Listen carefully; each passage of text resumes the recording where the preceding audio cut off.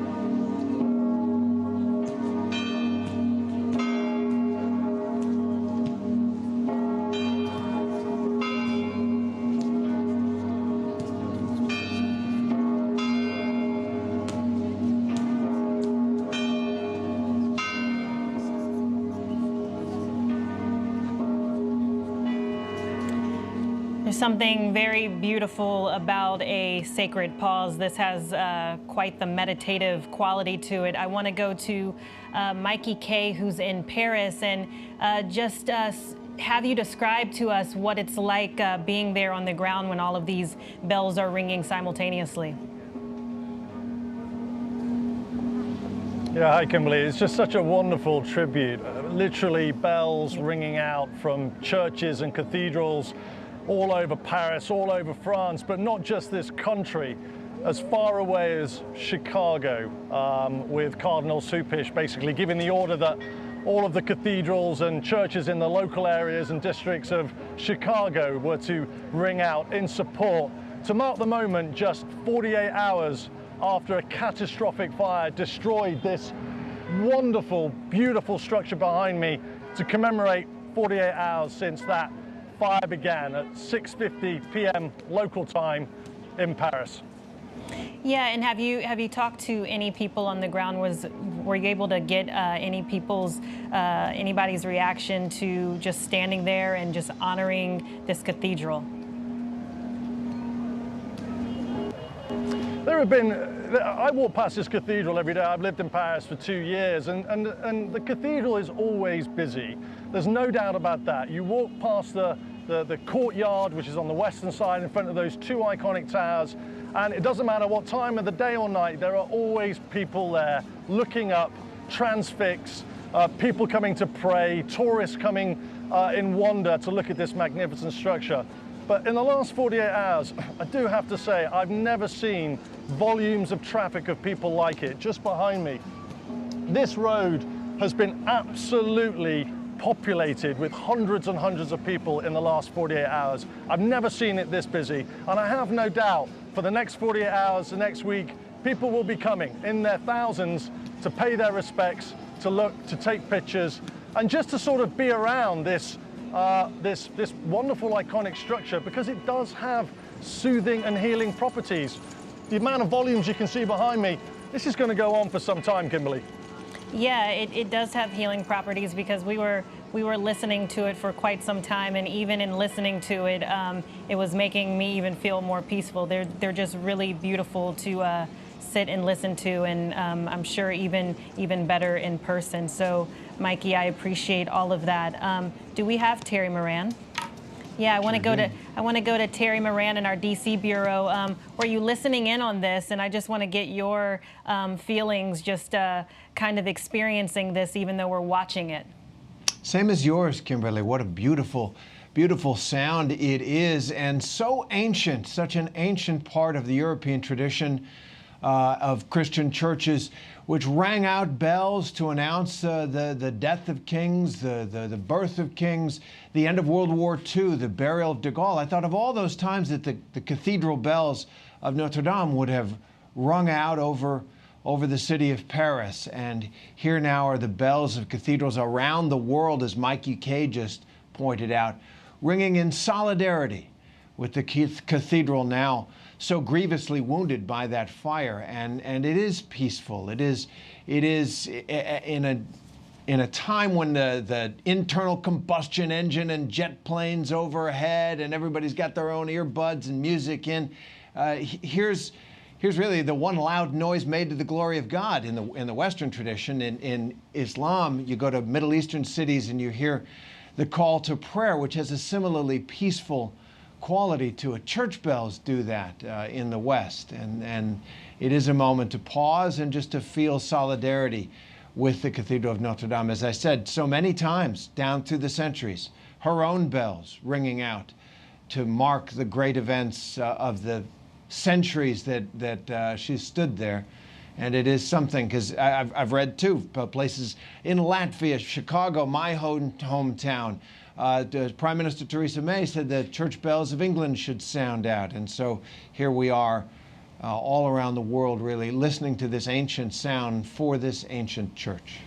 Yeah, and of course the bells are, they've been saved. And while I have you, let's just remind people of the other beautiful things that were salvaged in the church as everyone approaches the Holy Week. Some of the things that were saved are quite, it's pretty extraordinary.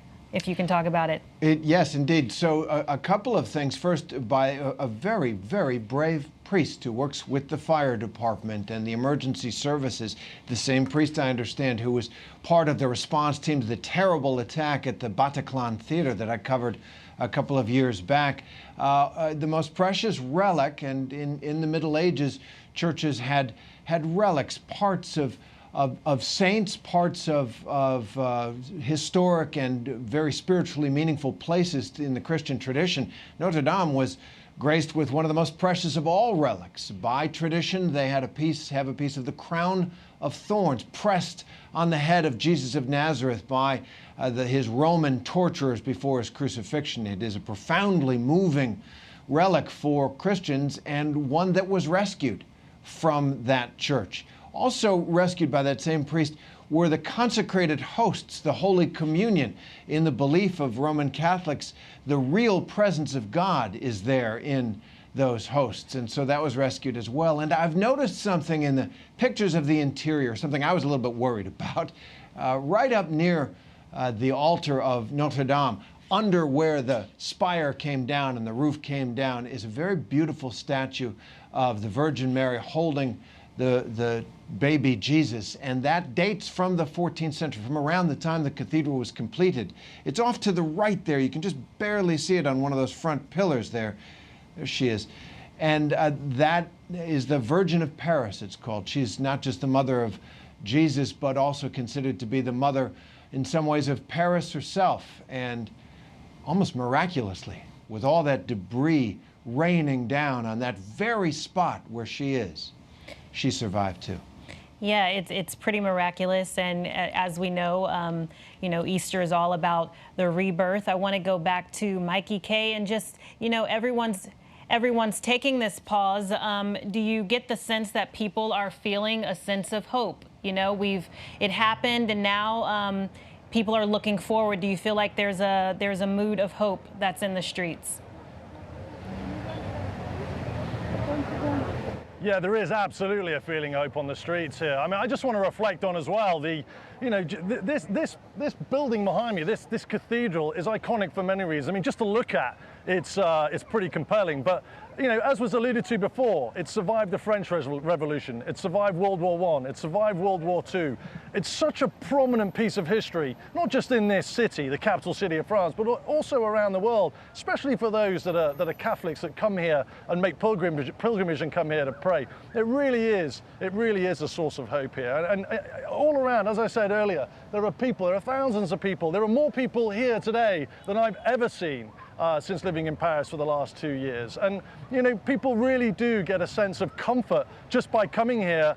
When you walk down onto the River Seine on the south side of the Ile Saint Louis, which is the island that the church is on, there are lots of people just sitting quietly down there and just being engulfed by the energy that I think surrounds this wonderful, wonderful cathedral. Even now, I think it's great. And obviously the outcome and the reaction in terms of financials, people who have come out, who have pledged donations, up to $1 billion now.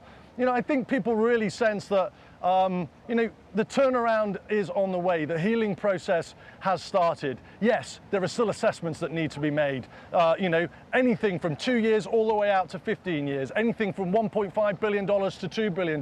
Those assessments are still rather speculative. As I've been standing here all day, the assessments are still going on. The inspectors are still all over the building, both inside and out, as are the firefighters. So there's still a lot of assessment to go on, but certainly the recovery process, without doubt, has started.